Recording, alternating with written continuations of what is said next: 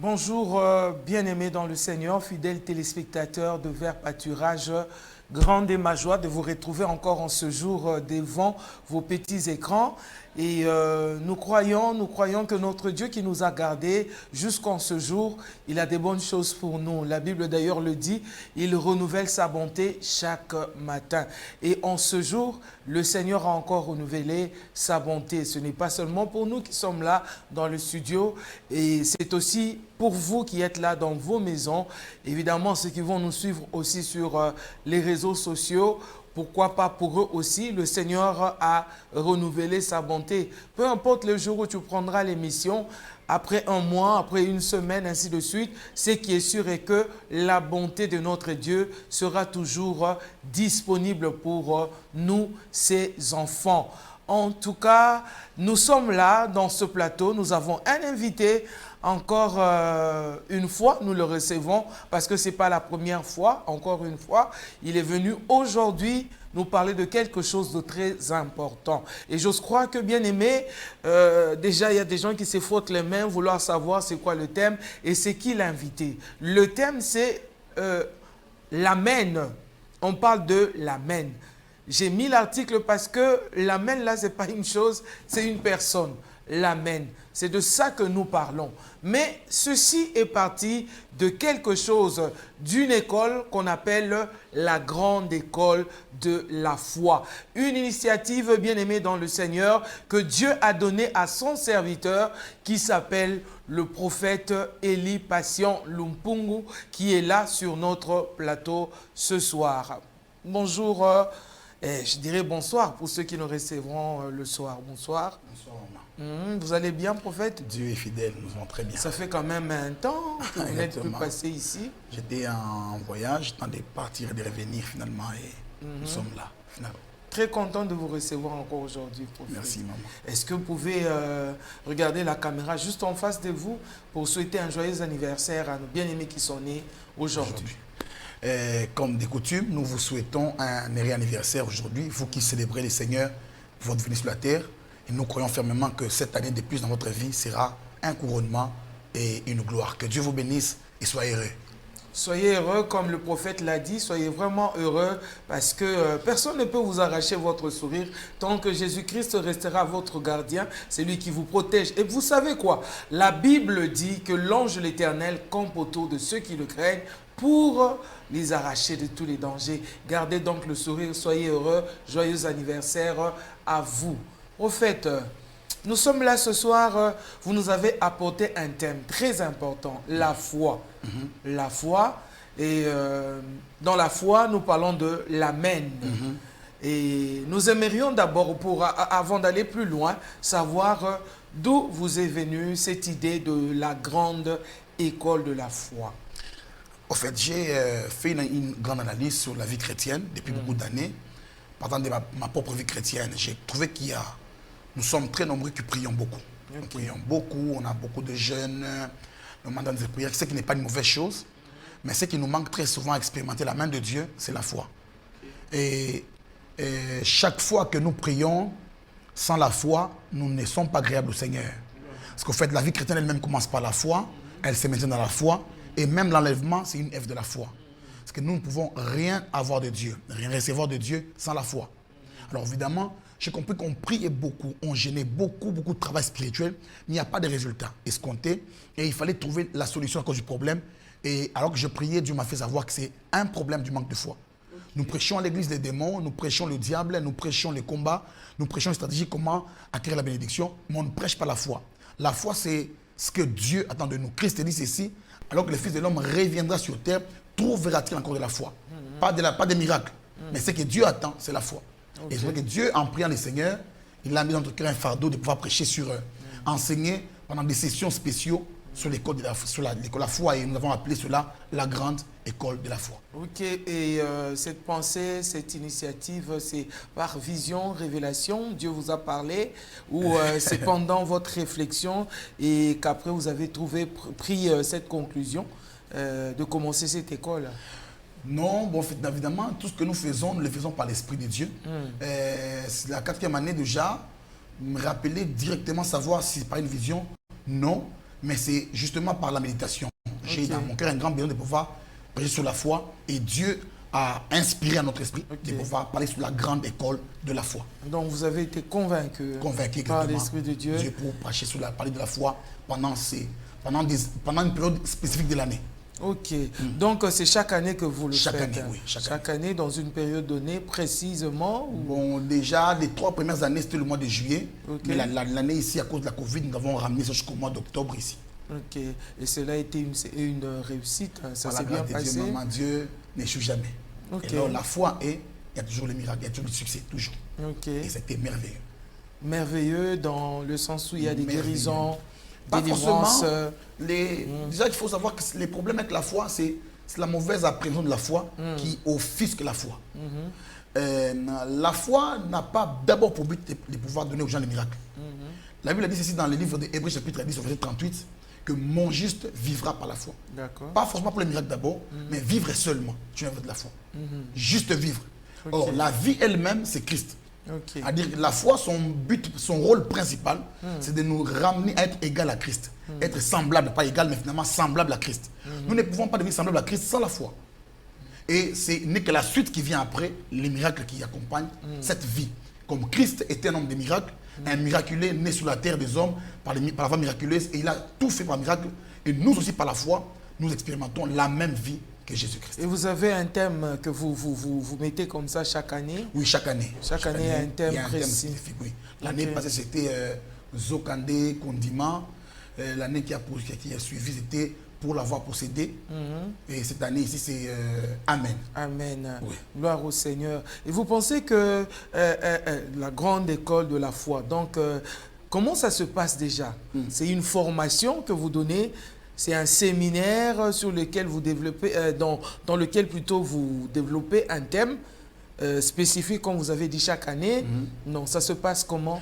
Bon, en fait, c'est en format, jusqu'ici, c'est encore en format séminaire. Nous travaillons comme un séminaire, nous avons des hommes de Dieu qui nous ont sélectionnés. Nous partageons les thèmes et les années qui ont précédé, il y a même des sous-thèmes appropriés, avec un but précis à poursuivre. Mais l'année qui va suivre, par la grâce de Dieu, ce sera en forme d'école. D'atelier, vraiment, le matin, on vient, on est formé. Le but, c'est de pouvoir bâtir la foi. Et lorsqu'il faut bâtir, il y a 2 aspects, ou même 3 qui entrent en jeu. Il y a l'aspect architectural, il y a l'aspect maçonnique où on va avoir une main d'œuvre. Mais l'aspect architectural, c'est qu'en fait, on conçoit un planning. Comment on va bâtir la foi? Qu'est-ce qu'il faut finalement? Et après, on utilise les moyens qui seront employés. C'est l'aspect de la construction. Et on bâtit la foi. Et quand les moyens sont là, il y a une main d'œuvre qui va arriver. On va exécuter ça. Est-ce que vous êtes seul dans cette école? Toutes les écoles de la foi. Vous invitez d'autres pasteurs? Oui. Toutes les grandes écoles de la foi. Cette année ici. Avec un critère précis? Oui, avec un critère précis. Évidemment, il y a des buts. Les problèmes, d'abord, c'est les buts que nous poursuivons. Dans les buts que nous poursuivons, nous sélectionnons des personnes comme main d'œuvre qui peuvent nous aider à atteindre vraiment les buts de Dieu. Et chaque année, il y a des hommes de Dieu qui viennent de partout. Et c'est ça. Gloire au Seigneur. Donc, bien aimé, vous comprenez, nous sommes dans cette grande école de la foi et en cette année 2021, le prophète a reçu de la part de Dieu comme thème Amen. Mais prophète, comme c'est une école de la foi, selon vous, c'est quoi la foi? Bon, la foi de Jacques, on ne pourra pas la définir autrement sans pouvoir toucher à Hébreux chapitre 1, 11 plutôt le verset 1. La Bible dit, or la foi est une ferme assurance, des choses qu'on espère, une démonstration de ce qu'on ne voit pas. Et la Bible ajoute pour dire, pour l'avoir possédé, les anciens ont obtenu un témoignage favorable. Et la Bible va pour dire que ce n'est pas la foi, que les choses visibles sont faites par les choses invisibles. Mais évidemment, moi, si je donne une définition de la foi, je dirais que la foi est plus un style de vie qu'un moyen pour opérer des miracles. Ça commence d'abord par la vie. Avant de pouvoir parler des miracles, on commence d'abord par la vie. Mais sans la foi, on ne vit pas. On peut respirer, mais on ne vit pas. Parce que vivre est lié à la pensée de Dieu. Et lié à la raison d'être de Dieu. Si tu vis, Dieu t'a prédestiné à être ceci. Que tu ne vis pas ce que Dieu a prédestiné, tu ne vis pas, tu respires simplement. Parce que pour réellement vivre, il faut être dans les plans de Dieu.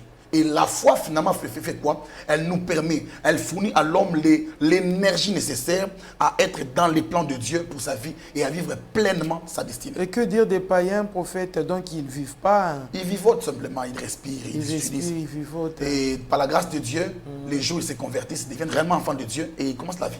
Est-ce que vous pensez établir, c'est-à-dire mettre un programme sur pied de façon à atteindre ceux qui vivotent et ceux qui respirent? Exactement. De quelle manière? C'est sous ce programme des écoles que nous organisons. Il n'y a pas que l'école de la foi, il y en a plusieurs. L'école prophète, l'école de la maturité, l'école prophétique. Il y a plusieurs écoles. Et dans ces buts, c'est que nous invitons des gens. Ces païens-là, nous allons les chercher. Et par moments, nous les supplions même d'ailleurs pour les propres vies. À venir, évidemment, on prêche et on les amène à Christ justement pour qu'ils puissent entrer dans la vie.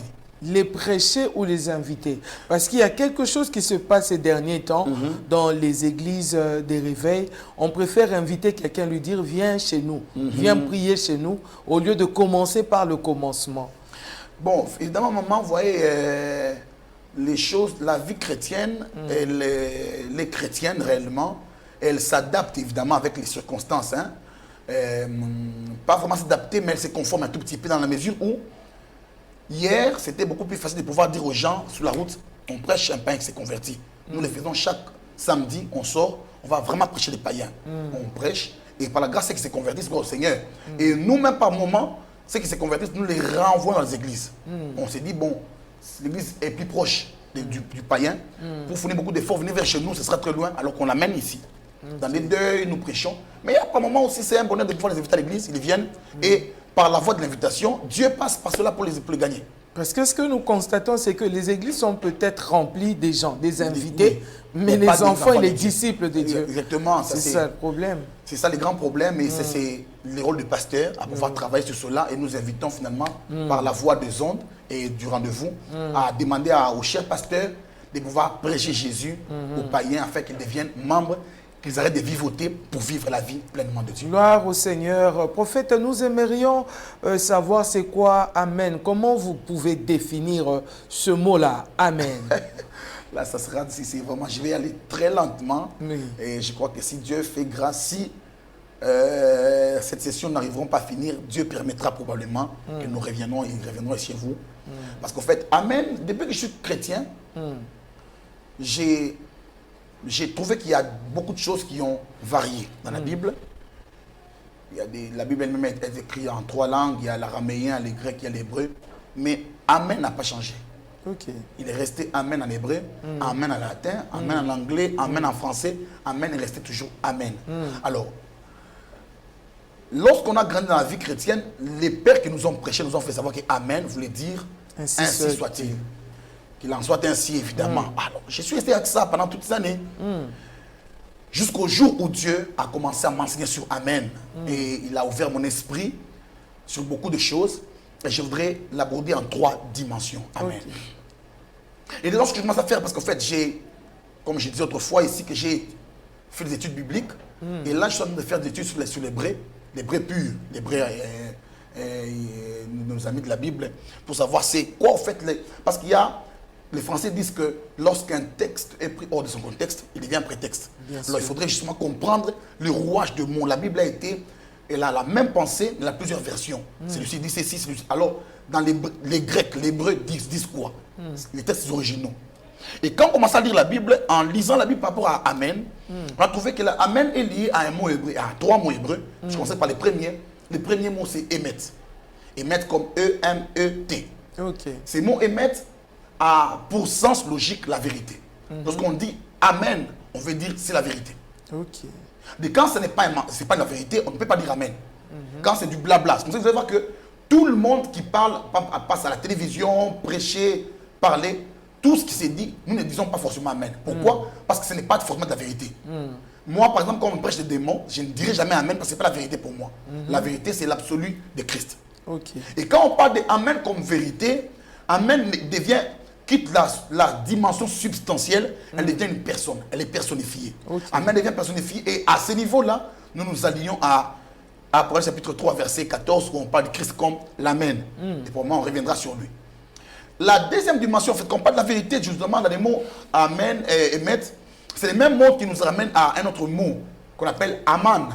Le mot Aman veut aussi dire fidélité, fermeté, ce qui est fidèle, ce qui est circonscrit. En fait, un homme qui ne déroge pas. Vous allez voir dans les concepts des hommes, l'homme est fidèle dans la mesure où il réalise ce qu'il a dit, mais bizarrement, Dieu n'est pas fidèle dans ce sens-là. Dieu est fidèle dans la mesure où il annonce ce qu'il a déjà fait. Okay. Dieu a déjà tout fait et il vient par la voie prophétique, la voie pastorale, annoncer ce qui a déjà été accompli. Et quand nous disons Dieu est fidèle, quand on dit, Dieu ne dit je vais te bénir, tu dis Amen, tu dis Seigneur, tu ne mentiras pas, tu es fidèle. Amen. Ce que tu as dit est déjà accompli et il ne reste qu'à mesure de pouvoir l'expérimenter. Et quand un homme dit Amen, et dans la deuxième dimension de Amen, Amen devient comme un concept d'accord, où un homme dit je m'accorde à ce qui a été dit. Okay. Je m'aligne à ce qui a été dit. Je partage les mêmes avis, la même opinion, je suis d'accord. Quand un homme dit Amen, mais je voudrais avant d'aller très loin dire trois choses qui n'est pas Amen. Amen n'est pas un slogan. Comme dans les partis politiques, Amen, Amen, Amen, non. Il y a des gens qui veulent nous faire. Mais c'est ce que malheureusement nous constatons. Oui. Je prêche, je dis, dites Amen. Exactement. En fait, ce n'est pas... Donnez-moi un Amen costaud. Oui, évidemment. Merci maman, ça fait rire. Mais il y a un niveau où c'est important de les faire, justement parce que lorsqu'un père cherche à donner ses enfants, il y a des moments où les enfants ne connaissent pas ce qu'on est la bénédiction, alors nous les amenons à adhérer. Okay. Nous les poussons. Quand on dit par exemple Jésus Seigneur, ils ne disent pas Amen. Mais c'est la vérité. Et pourtant, on leur demande de pouvoir dire Amen parce qu'ils doivent s'aligner à cela pour exactement vivre la Seigneurie de Jésus. Amen n'est pas un slogan. Amen n'est pas un mot de conclusion de prière. Okay. Amen n'a pas pour but de conclure la prière. Quand on a prié, on a fini par dire toutes choses et puis on dit Amen. Pas forcément. Dans la Bible, il y a des prières que Christ a faites qui n'ont pas pris fin avec Amen. Okay. Dans la Bible, tous qui ont prié, on ne voit pas leur prière dire Amen à la fin de la prière. Plusieurs prophètes lisaient la Bible et la prière. Amen n'est pas un mot de conclusion. Amen est un mot d'appui. Prophète, makambozo luka ezangate hein. Yende mtoye na thème na yo amen. Et puis ozo lo bana bat bazo landa. Amen. Bato ba amen amen amen à tout moment. Oui. Sur le bien amen t'es que te conclure te. Mais yo ozo lo bana biso que amen c'est pas c'est de toute façon un mot de conclusion. Non non. Et qu'est-ce qu'on peut mettre à la place? Mais si on veut conclure, on n'a que ça. Maman. Qu'est-ce qu'on peut mettre à la place? Je ne prétends pas dire. Je sais que maman Astrid est enfant de quelqu'un. Bien sûr. Et dans la relation avec son père biologique, quand maman Astrid va faire un besoin, demander à son père quelque chose, quand le papa est encore vivant, maman Astrid ne concluait pas par Amen ou par une formule de mots. Je soumets les besoins au père, je m'arrête là, un processus s'arrête là. Lorsque la relation est liée à la paternité, que Dieu est mon père, je n'ai pas besoin de dire Amen forcément la prière. Je n'ai pas forcément besoin. Je peux ou ne pas dire. Ce n'est pas un péché. Ça n'enlève rien dans la prière. Je peux demander à Dieu sans dire Amen. Ça s'arrête là. C'est fini. Si Dieu est mon Père, Père, donne-moi des souliers. Je m'arrête là. Papa, au nom de Jésus. Quand on écrit des lettres, par exemple des lettres administratives, on adresse une demande d'emploi, une demande d'explication, toutes ces choses-là. Il y a toujours une formule. À la fin, veuillez recevoir. La chrétienté n'est pas une vie administrative. Nos salutations les plus respectueuses, ainsi de suite. La chrétienté n'est pas une vie administrative. C'est une vie familiale. Ok. À ce niveau, quelque chose se complique un tout petit peu. Ce n'est pas du bureau, c'est de la famille. Quand je parle à mon père ou je parle à mon frère aîné Jésus-Christ, je n'ai pas besoin de pouvoir finir par veiller, accepter, agréer. Je ne peux pas faire ça. C'est mon frère. Je parle à mon père. C'est mon père à qui je parle. Je ne peux pas prendre de venir. Vous voyez, la différence d'un enfant et d'un serviteur, c'est que le serviteur, quand il vient devant son chef, il s'incline, il implore la bienveillance de son patron. Mais l'enfant, c'est pas ça. Je suis père d'enfant. Il y a des moments où même dans la chambre des parents des enfants, entrent sans toquer la porte. Justement parce qu'ils savent que c'est mon père. L'enfant sait que c'est mon père. La Bible même établit la différence entre Moïse et Jésus. Exactement, parce que Moïse, c'est la loi, c'est le serviteur du Christ. Mais le Christ, lui, est entré. Il a brisé les rideaux, il est entré là. Il a brisé l'interdit et c'est lui qui nous a sauvés. Et nous devons notre vie chrétienne. Ce n'est pas un mot de conclusion. Et à la fin, ce n'est pas un mot de soutien, comme on le disait tantôt ici, des pasteurs. Quand un pasteur prêche, même quand il dit du n'importe quoi, il sollicite notre part Amen. Mais le Amen. Oh, je ne peux pas dire Amen, je n'adhère pas. Je n'adhère pas. Ce n'est pas un mot d'appui. Je ne vais pas soutenir ton message. Je ne soutiens que ce que j'ai compris par la révélation de l'Esprit de Dieu, qui me certifie que ça garantit ma destinée. Et je dis Amen, même sans la volonté du pasteur. Je n'ai pas forcément besoin qu'un pasteur me dise, dis maintenant Amen. Quand je comprends ce qui a été dit, et cela attire mon attention, je dis Amen, je m'attache à cela. Mais il arrive aussi que l'Assemblée soit un peu distraite. Oui. Et là, on peut les amener justement, c'est dans la pédagogie finalement maintenant. Là, c'est quand l'enseignant veut communiquer une vérité, que l'Assemblée a du mal à cerner, on sollicite Amen. On demande, il y a des moments où les gens dorment, par exemple, ils sont fatigués, dites Amen, et puis il y a un homme. Il dit Amen, il se réveille un tout petit peu et ça booste un peu le message. Mais sinon, il n'y a rien de mauvais, mais ce n'est pas ni un mot. Vous allez voir dans la Bible, quand Christ dit en vérité, je vous le dis, la version Chouraki dit Amen, Amen, je vous le dis. Ça peut commencer, Amen peut commencer au début de la prière. On peut commencer la prière en disant Amen, Père, je te rends grâce, tu es puissant. Et puis on finit par là, sans rien dire à la fin. Ok. Amen, on peut le dire et dans la prière, et à la fin de la prière, et au milieu de la prière. Attendez, prophète. Est-ce que vous êtes en train d'écouter? Vous suivez ce que le prophète est en train de dire. Donc, on peut commencer la prière avec Amen. Oui. Donc, je viens là, je ferme mes yeux, je dis Amen, Amen, tu es Amen, Seigneur. Amen, tu es Seigneur. Et ça commence par là. Et ça commence par là. Vraiment, ça commence par là. Okay. Je dis Amen, tu es Seigneur. Amen, tu es vivant. Tu es glorieux, tu es Père, tu es... Et puis je dis encore Amen, tu m'as sauvé. Et je m'arrête là. Sans dire Amen à la fin. Okay. Ça ne change pas la prière. La condition de l'exaucement n'est pas liée à Amen, la condition est liée à Jésus. Tout ce que vous demanderez au Père en mon nom, ce n'est que le nom de Christ qui est la condition de la prière. Okay. Amen n'est pas une condition de la prière. Ni à la fin, ni au début. On peut ou ne pas dire Amen à la prière, mais la prière est appliquée. Okay. Mais dans les églises, par exemple, nous disons Amen. Pourquoi? C'est juste quand un homme a prié, nous sommes d'accord à la prière, nous nous alignons avec un seul mot, nous disons Amen. Amen. Nous nous accordons à la prière. Mais si je ne m'accorde pas à la prière, je ne dis pas Amen aussi. C'est la ça ne serait pas une forme de rébellion quelque part? Maman, je vais quelque part où un homme prêche, dit des choses que je n'adhère pas. Il dit des choses que je ne vais pas. J'ai un jour parlé ici des... Bon, on peut dire par politesse et puis après on parle à la personne. Maman, après. Amen est une formule spirituelle.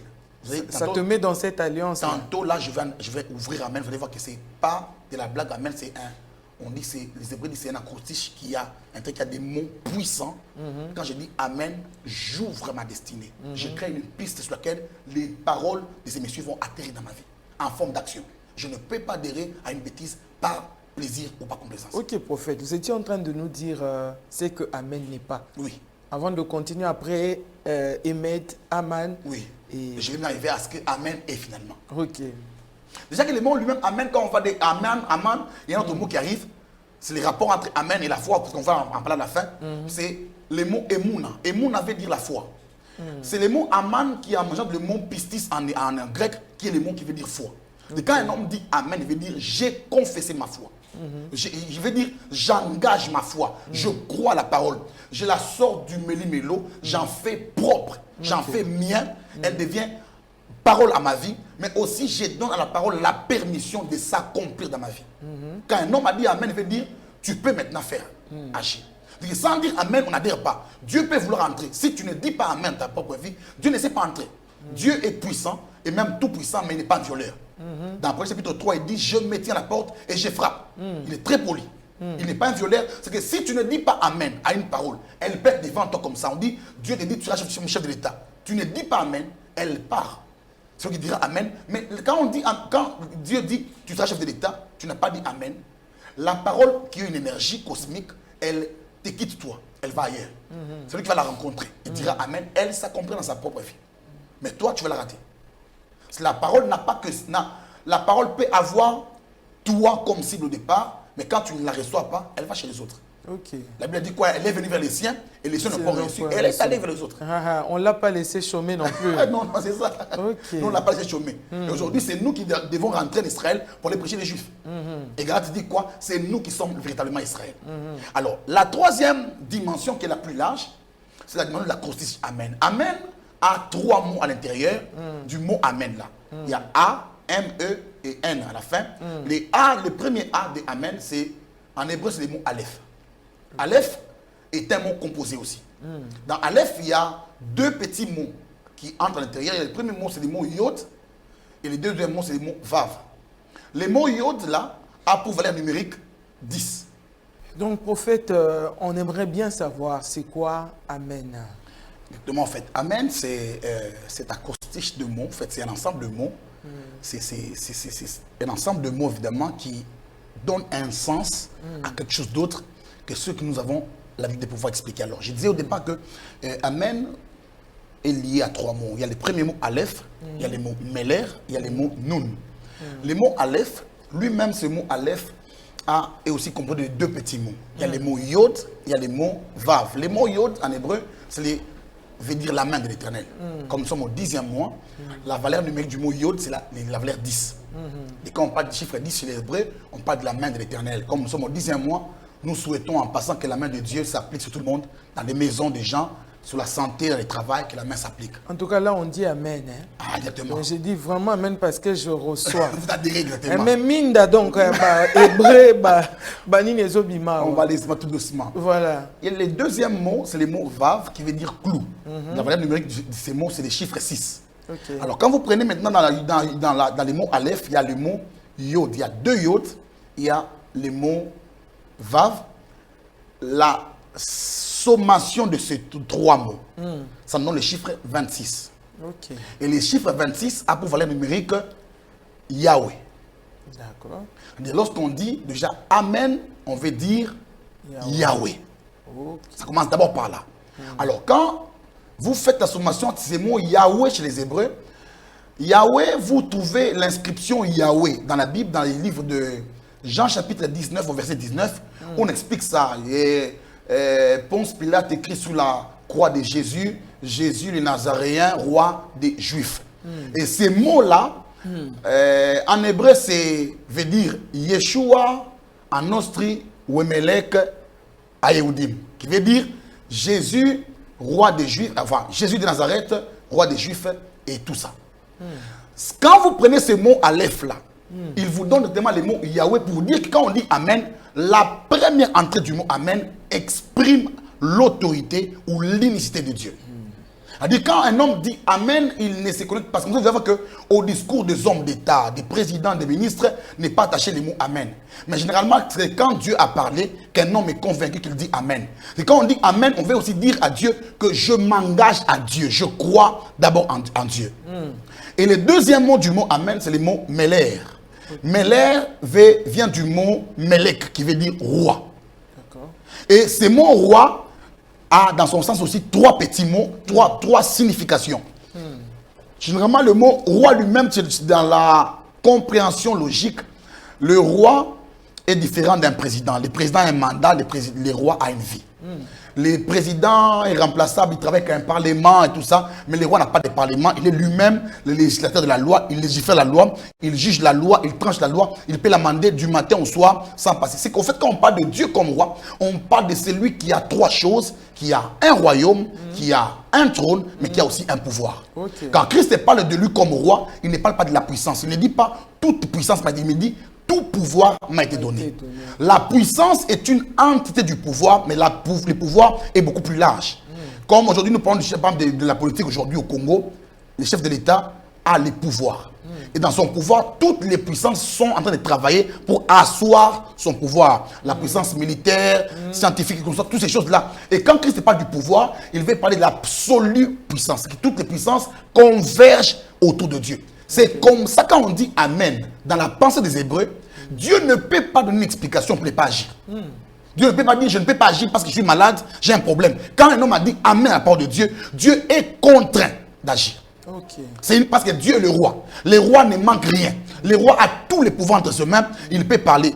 C'est comme ça que vous allez voir dans la Bible que lorsque dans Esther chapitre 6, du 3e au 10e verset, Aman va chez le roi avec son mot pour aller demander au roi de pouvoir prendre Mardoché.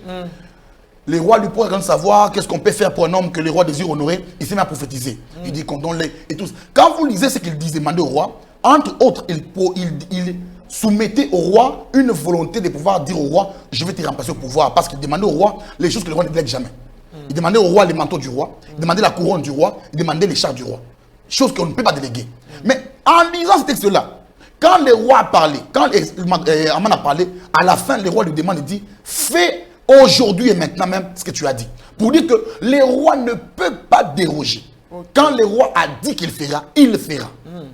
C'est comme ça que vous allez voir dans la Bible aussi l'histoire de, comment s'appelle cette femme, Hérodias, dont l'enfant va danser, le roi est content.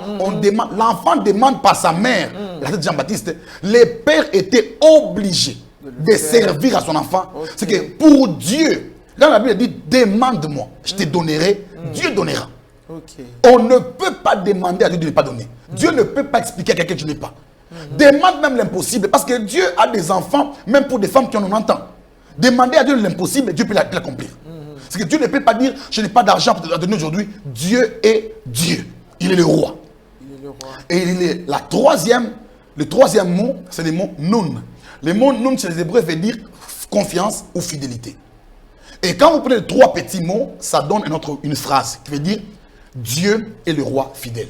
Okay. Quand un homme dit Amen, il a simplement dit Dieu est le roi fidèle. Or, Dieu exprime la dimension spirituelle, la puissance. Un homme qui peut faire appel aux forces spirituelles pour pouvoir interagir dans les temps.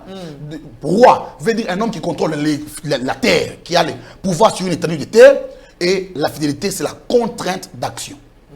À des moments, quand vous dit, vous êtes guéri, vous dites Amen à cela, c'est que Dieu doit appliquer sa médecine sur votre vie. Okay. Jéhovah Rapha ne veut pas forcément dire Dieu qui guérit, mais il veut aussi dire le Dieu qui traite, qui ne soigne pas seulement, mais qui préconise, qui donne du vaccin à des maladies. Okay. Parce que les maladies que Dieu a guéries ne sont jamais revenues. Quand Lazare a été guéri de la maladie n'est plus revenue. Parce que logiquement, avec la pensée de Dieu, quand on dit Amen, mais on peut dire... S'il vous plaît, prophète, oui, vous parlez de Dieu comme le roi fidèle. Oui. Dieu, le roi fidèle. Mais dans sa fidélité, est-ce qu'il est, puisqu'il ne peut refuser ce qu'on lui demande, parce qu'on a déjà dit Amen, on a déjà dit Dieu, le roi fidèle. Mais dans sa fidélité, est-ce que Dieu n'agit-il pas par rapport au temps aussi? Exactement, maman. Dieu est fidèle d'agir selon les temps. Exactement, parce que en fait, la pensée de Dieu, c'est que généralement, les temps, ce n'est pas l'effort de Dieu. Lorsque nous parlons du chronos et kairos, c'est juste une forme de pouvoir exprimer les temps. Mais Dieu ne vit pas dans les temps, Dieu vit dans l'éternité. L'éternité n'a pas de date, n'a pas de calendrier, il n'y a pas tout ça. Il n'y a vraiment rien de cela. L'éternité, il n'y a que Dieu. Alors, lorsque Dieu se conforme à la logique de l'homme par rapport au temps, il y a dans cela l'aspect pédagogique. Vous voyez, quand on parle du premier Adam et du second Adam, le premier Adam est venu comme un homme mûr déjà, il a commis des erreurs. Alors Dieu est parti par recommencer le second Adam par la naissance et qu'on sort. Dans cela, il y a l'aspect pédagogique. Un homme qui naît, qui grandit, mais qui ne pêche pas. Parce que Dieu voulait, parce que l'homme pouvait dire à Dieu, ce que tu me demandes est très difficile, je ne pourrais pas le faire, je ne pourrais pas t'obéir comme c'est doit. Alors Dieu lui-même dit, bon, je prends la condition de l'homme. J'ai né comme vous, j'ai grandi comme vous, j'ai vu une vie de pureté comme vous. Pour pouvoir dire c'est possible. Parce que l'homme, quand l'homme disait, toi tu es Dieu, non, c'est pas pression comme ils tu ne connais pas les pressions des hommes, nous sommes trop dans beaucoup de pressions, alors Dieu dit, bon, je vis alors sur terre. Vous avez eu un souverain vrai sacrificateur compatissant. Exactement. Qui a vécu comme vous. Vous et tout ça. Et pour vous d'ailleurs. Exactement. Et qui est le modèle de la perfection pour dire aux hommes, c'est possible d'avoir une vie chrétienne pure. Ok. C'est dans les temps de Dieu, les plus grands enseignements, c'est l'aspect pédagogique. Dieu veut enseigner à l'homme quelque chose. Quand ça dure, c'est parce que l'homme ne comprend pas généralement. Mais le jour où Dieu a parlé, c'est déjà arrivé. Et Psaume chapitre 33, verset 9 dit ceci, il dit et la chose arrive, il ordonne, elle existe. L'existence et l'arrivée sont choses différentes. La chose arrive quand Dieu a parlé dans l'éternité, mais elle existe dans les temps lorsque Dieu commande son entrée dans les temps. Okay. C'est comme lorsque le Premier ministre... Mais non, mon problème réside là. Je crois bien que ceux qui nous suivent, dans l'exécution, l'exécution de Dieu par rapport à la demande de l'homme, est-ce que c'est lui qui nous suit là-bas? On doit croire que quand j'ai déjà dit Amen là, j'ai fermé la porte et quand j'ouvre là, je trouve la chose devant la porte. Maman, c'est déjà arrivé. Okay. Écoutez maman, ça n'arrivera pas, c'est déjà arrivé. Mais c'est un problème, il y a la manifestation. Je prêche beaucoup sur les combats, les vrais combats spirituels, qui est différent de tous ces faux combats que nous avons dans les temps ici. Nous ne combattons pas pour avoir ce que nous avons déjà. La victoire, nous l'avons. Nous ne combattons plus pour la victoire. Les combats spirituels n'est pas un combat de victoire, c'est un combat de manifestation. Romains 8, 37 dit ceci, nous sommes plus que vainqueurs en Jésus-Christ. Comme nous sommes plus que vainqueurs, les combats que nous avons, c'est juste pour maintenir la victoire et la manifester simplement. Nous n'avons pas de combat à gagner. Jésus a déjà gagné le combat. Amen. Si nous combattons pour gagner, c'est que Christ n'a rien fait pour nous. C'est Christ avait fait quoi? Il a combattu son combat, il est parti. Et si Christ a combattu notre combat à nous, parce que la victoire est d'actualité chaque jour. Mais par contre, nous combattons pour manifester Jésus, pour la force, pour lever la coupe, pour dire aux gens, voici, je suis encore le champion. Et la chose n'arrive pas un autre jour que lorsque nous disons Amen. elle est déjà arrivée. Nous devons commencer même à célébrer. Mais maintenant, dans cette célébration-là, si, vous voyez, la réalité, c'est que quand nous regardons, on ne la voit pas. Mais quand nous commençons à prendre l'attitude conforme à la foi, la chose se manifeste. Les temps des choses de Dieu peut se raccourcir ou s'allonger parce qu'il y a l'aspect pédagogique. Il y a maintenant une exigence. Moi, je sens qu'il y a une exigence et cette exigence, c'est la foi. Exactement. Et j'aimerais maintenant que nous puissions établir cette relation, ce rapport, la relation entre Amen et la foi. Exactement. Parce qu'en fait, les mots, il y a l'année 2019, nous avons parlé de la foi avec ce thème, Emouna. Et Emouna, qui veut dire foi aussi, c'est mot lié à Amen, parce qu'en fait, vous voyez, Romains chapitre 10, 37 dit ceci, la foi vient de ce qu'on entend, et ce qu'on entend vient de la parole de Dieu. Comme Aleph, comme Amen égale Dieu, logiquement, comme Dieu est la parole, et que la foi vient de la parole, c'est qu'à la foi égale Amen. Quand un homme a dit Amen, il a confessé Dieu. En fait, la foi, c'est quoi? La foi, c'est la parole, n'est pas l'écriture de la Bible. Parce qu'un homme peut avoir retenu beaucoup de versets sans la foi. Les démons ne tremblent pas devant les versets. Le diable, en venant vers Jésus, il avait des versets. Ce qui fait peur au diable, c'est la puissance que nous puisons du verset. Et la puissance que nous puisons, c'est la parole de Dieu. La parole de Dieu elle est puissante. Hébreux chapitre 4, verset 12 dit ceci, la parole de Dieu est puissante, plus tranchante que les coupes, une épée à double tranchant, et tout ça. Quand on parle de la parole de Christ, c'est qu'en fait, quand on parle de la foi et la parole et Amen, un homme qui dit Amen a confessé sa foi, mais a engagé aussi Dieu. Je peux aussi dire, demain, je vivrai mon miracle, je dis Amen. Quand je dis Amen, c'est qu'on fait la foi. La foi disponibilise Dieu à agir. La foi amène l'homme à dire Amen. La foi qui va vers Dieu, parce qu'il y a la foi de l'homme, il y a la foi en Dieu, il y a la foi de Dieu. La foi en Dieu permet à l'homme de vivre les miracles, mais la foi de Dieu permet à l'homme de vivre Dieu. Mais maintenant, le problème, c'est la base sur ce que nous sommes en train de dire. Là. Je dis Amen, je crois, demain, j'aurai l'argent. Je dis Amen, demain, je vais me marier, par exemple. Il y a maintenant l'intelligence de la foi. Qu'est-ce qui porte toutes ces choses-là? Il y a maintenant, cela, il y a l'intelligence de la foi. L'intelligence de la foi, il y a 2-3 éléments. La première chose, c'est de pouvoir être d'abord dans un centre de parole. Parce que là où il n'y a pas la parole, il n'y a pas la foi. La foi n'est pas liée à ce que Dieu a fait au passé. La foi n'est même pas liée à ce que Dieu a fait avec Abraham. Non, non. La foi est liée à ce que Dieu fera maintenant et fera demain. La différence de la foi et la croyance, c'est que la croyance est liée à des pratiques, est liée à ce qui est passé au passé. La croyance est liée aux cérémonies, à des incantations. Mais la foi, elle ne parle de rien. Elle parle que de Dieu. La foi vient de ce qu'on entend. Quand Dieu a dit, j'ai fait pour toi ceci maintenant. Même quand je sens le contraire dans mon corps, je ne crois pas ce que je sens. Ce que je sens est passager, mais ce que Dieu a dit est la vérité. La sensation peut donner un résultat contraire. La réalité, quand Dieu a parlé à Abraham par rapport aux enfants, il dit à Abraham, regarde vers le haut. Quand Abraham dit, Dieu a dit à Abraham, lève tes yeux. Pourquoi? Parce que dans la réalité, en regardant tout droit vers lui, Abraham voyait qu'il n'avait pas d'enfant. Mais en levant les yeux, il lui dit ici, tes enfants seront comme l'histoire du ciel. Pourquoi? Parce que simplement Dieu voulait déconnecter Abraham d'une réalité. Mais dans cela, il y a d'abord, première chose, être dans l'endroit où on parle de la parole de Dieu. S'il n'y a pas de parole de Dieu, il n'y a pas de foi. Et la deuxième chose, c'est croire en la parole de Dieu. C'est disponibiliser à croire à la parole de Dieu. Accepter la parole de Dieu comme l'option Dieu. Dieu n'a pas de plan A, de plan B. Un homme qui dit à Dieu, Seigneur, donne-moi l'argent, mais qui appelle aussi son oncle, ne croit pas forcément en Dieu. Quand on croit en Dieu, on croit qu'en Dieu. Mais Dieu peut passer par l'oncle. Dieu, laissons Dieu utiliser les moyens de Dieu. Dieu peut passer par l'oncle dans sa souveraineté. Non pas les proposants. Seigneur, moi je te propose, si tu ne me donnes pas l'argent, c'est représenté, Dieu appelle l'oncle. C'est de l'intimidation. Dieu ne subit pas ce genre d'histoire. Dieu agit. Laissons Dieu être Dieu dans la mesure où il peut passer par toutes les voies possibles. Il peut passer par l'oncle, par la tante, par l'ami, par les chiens, par les chats, mais pour amener l'argent. Si nous proposons à Dieu des voies, nous n'avons pas la foi en Dieu. Et Dieu commence à agir lorsqu'il est Dieu. Dans la prière de notre Père, il dit que ton nom soit sanctifié. Ces mots veulent dire que ton nom soit exclu du méli-mélo. Quand tout s'arrête, maintenant Dieu commence. Et dans la foi, quand un homme a dit Amen, il a dit à Dieu, je crois en toi, en ton pouvoir. Et j'ai dit au départ ici que Amen veut dire Dieu est le roi fidèle. Parce que tu ne peux pas m'expliquer quelque chose. Comme je ne crois qu'en toi, tu dois agir. Tu ne dois que faire cela. Luc chapitre 10, 18, plutôt verset 1. Jésus leur fait cette parabole pour leur faire voir. Il fallait toujours prier, ne jamais se lâcher. On dit ceci, la parabole dit ceci. Une femme venait vers un juge unique. Elle venait intensement au point de rompre la tête de ces juges. Et Christ présente ces juges comme un père méchant. Il dit que lui, il est le bienfaiteur. Dieu n'est pas méchant à ce point. Dieu n'a rien à garder au ciel pour lui.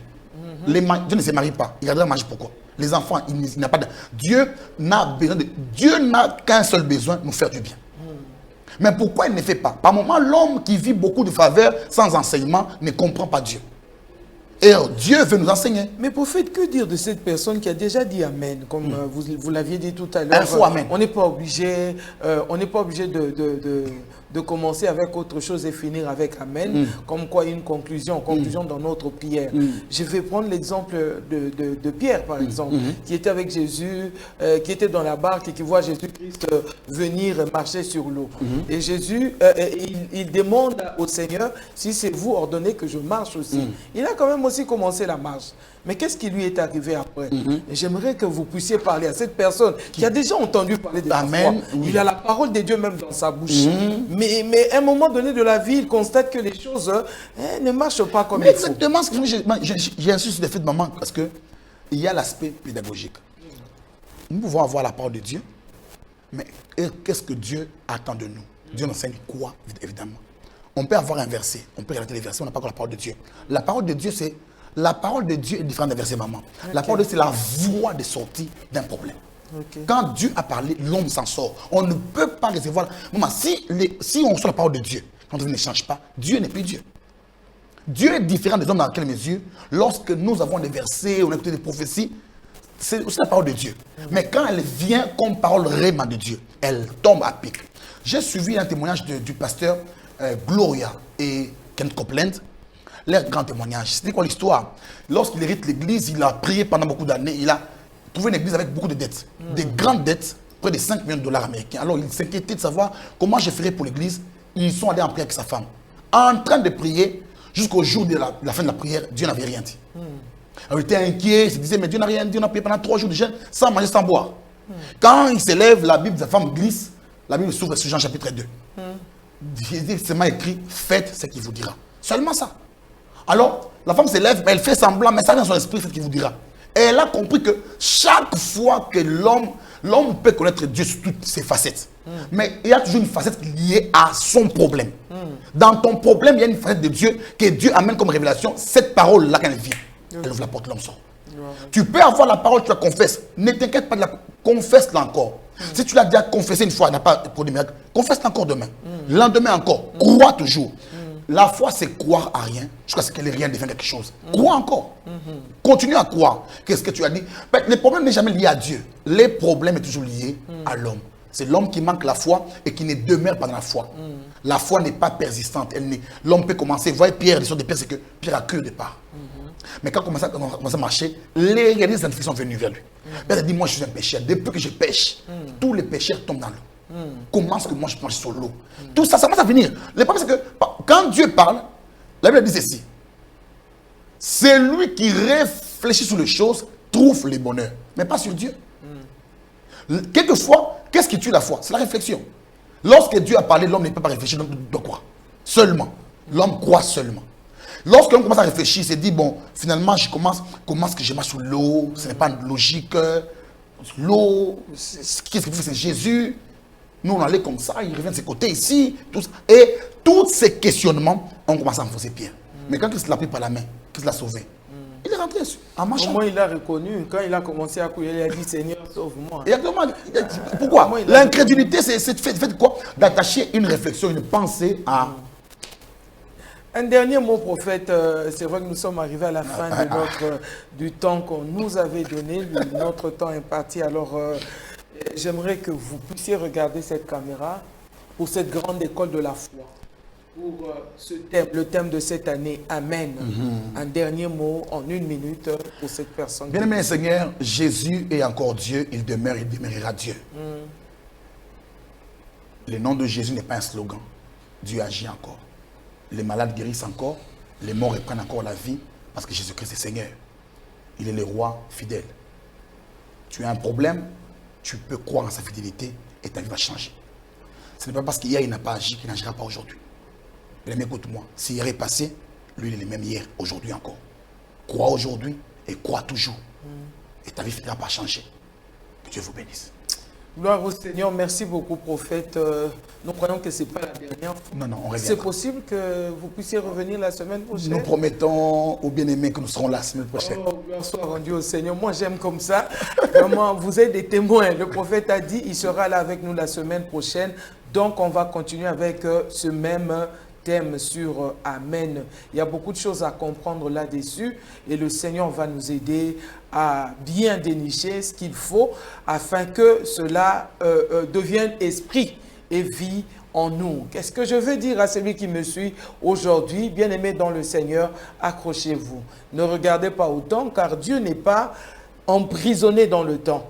Mais ayez la foi, sachez qu'il est le oui et l'amen. Garde ton sourire parce que Jésus-Christ est toujours vivant. Ciao.